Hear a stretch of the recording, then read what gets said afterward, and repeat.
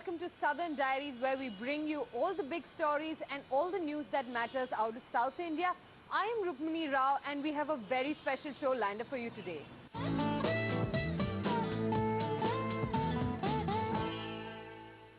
The South Indian real estate market has always been considered a safe haven by real estate developers compared to the north or west. However, this end-user driven market is now staring at a huge pile-up of inventory. My colleague Sunanda joins in to give us a sense of what this inventory pile-up looks like for the top 3 South Indian cities of Chennai, Hyderabad and Bengaluru. Thanks very much for that, Rukmini, and let me talk about how the picture is looking across the south. I want to start with the Bengaluru, where if you've seen reports, the general consensus is that the inventory pile-up in Bengaluru is the highest in the south, second only to NCR, as well as what's happening in the MMR, which is here, the Mumbai region. First and foremost, in Q1, 10,000 odd units were the new launches, but if you look at Q2, you have 8,900 odd units. So clearly Q on Q, there's been a decline there. No different if you look at the southern city of Chennai as well. Q2, the launches were about 2,900 units. If you look at Q1, 3,000 odd units there. So again there, you've seen the new launch steadily declining. Q on Q in Hyderabad as well, the picture is a similar 3,000 odd units in Q1. Q2 has seen about 2,000 odd units being launched. Back to you, Rukmini. So will the pressure ease anytime soon? Can we expect more pressure on prices in the short term? Joining me on this discussion is Irfan Razak, the chairman of Prestige Group, Shrinivas Rao, CEO-APAC of Vestian, my colleague Sunanda from Bombay. Mr. Razak, let me come to you first. YOY basis, we have seen an unsold inventory pile-up of about 18%. Bengaluru micro market, in fact, stands only next to MMR in terms of the pile-up of inventory. Why is the situation so bad, and where are we seeing this pressure coming from? Firstly, it's not bad. Secondly, I don't know where they get their data from. And thirdly, I just don't understand why this big hoo-ha about. Bangalore is the only center in the entire country that is selling the maximum units in a quarter. And I believe it's still doing very well. Though as real estate being what it is cyclical. You have things like delays in approvals and other stuff. So all in all, product launches do have the highs and lows. You have a spike in a certain quarter where you have many more launches, another quarter when it's very quiet. And it's very difficult to also to be consistent quarter on quarter, year on year. But I don't know. Honestly, the data that is being presented and projected, I think, is more to get eyeballs. People are just trying to catch attention. And they're also projecting probably the launch that I do today, which could be a very large development of, say, 3,000 units. But this product has to get ready in the next 3, 4, 5 years. And if you just say that all this is inventory, it's an aberration. Mr. Razak, so if you're saying that the picture's not as bad as it's made out to be across the south, just give us, in your own opinion, and what you're seeing on your own books in terms of the outlook. See, the situation actually is good. There is trading happening consistently. Stock is selling. People who have a need are buying.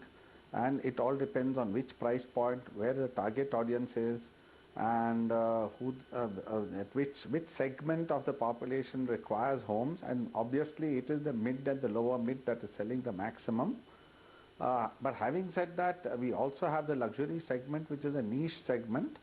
And if that product also, the offering is good, even that is selling. So all in all, if you look at the entire south, people are buying, but only thing is with all this negative sentiment that is being reported, which is not true, that sort of sets people's minds to think. And that is what really sort of maybe takes longer for them to decide to commit. Mr. Rao, let me bring you in at this point and get your opinion. On one hand, you have, really scaremongering that you're hearing about the kind of reports on how bad the situation is across the real estate market. On the other hand, you have companies which are really saying there's nothing to panic just yet and that this is just a cyclical recovery. How would you see the situation right now?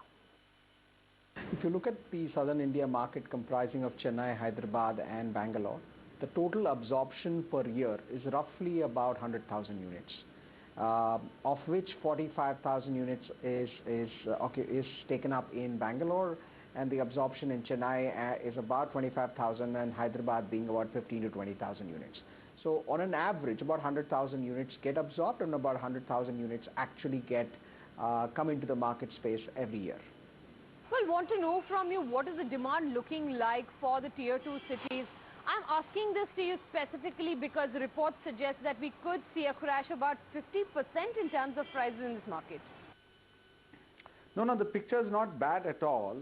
As far as I'm concerned, trading is happening, people are buying, and there is, all the segments, but the maximum segment that is selling is the mid and the lower mid. But having said that, the luxury segment is also doing extremely well. And this is the same picture the whole of South, whether it's Bangalore, Chennai, Hyderabad, Kochi, Mangalore. Okay, you have the cyclical stuff, and plus with all negative publicity and the negative sentiment that is being expressed by the media and these reports, what really happens is it makes people to take a longer time to decide. They like to postpone that decision, but the postponement of decision actually is detrimental to their interest. I believe whoever has a need, who want to buy a house, the time is now.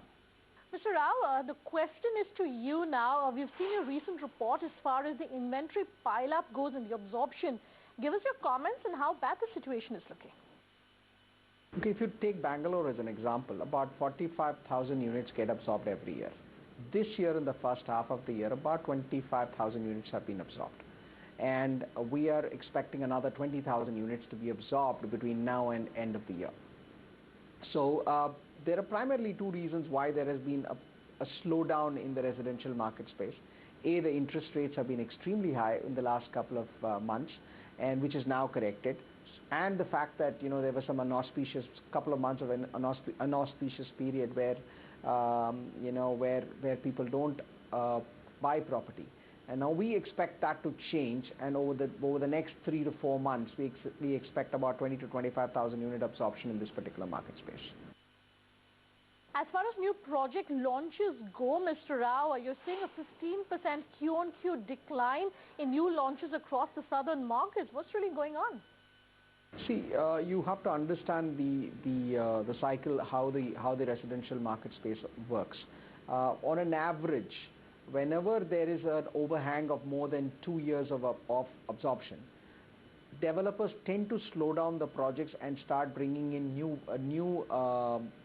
new types of products into the market space.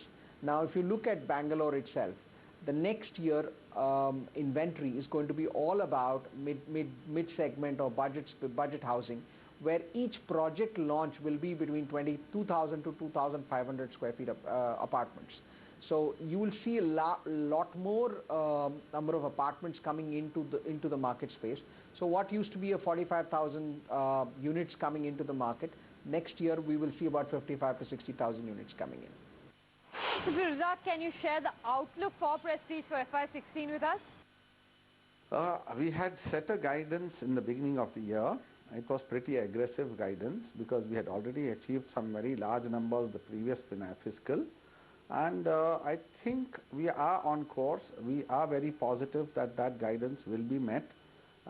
We've already exceeded the turnover figures that we had committed for this fiscal.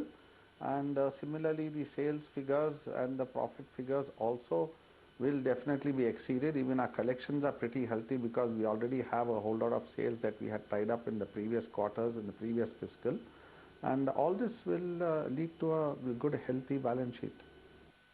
So as we're getting final closing comments, Mr. Rao, this question is to you.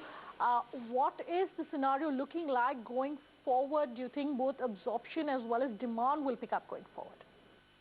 See, you've already seen that paradigm shift in terms of the developer mindset. They've already started launching new budget apartments, as they call it, and where the size of the units that are being launched for a 2-bedroom is in the range of 800 to 1,000 square feet, and a 3-bedroom is between 1,100 to 1,300. The shift has already happened, and this will continue to move forward. And maybe over the next couple of years, if the market is slowing down further, I think there will be a move towards a smaller unit sizes. Even it could be as low as 850 square feet for a 2-bedroom and maybe 1100 square feet for 3-bedroom units that could come up in the Bangalore, Hyderabad and Chennai market.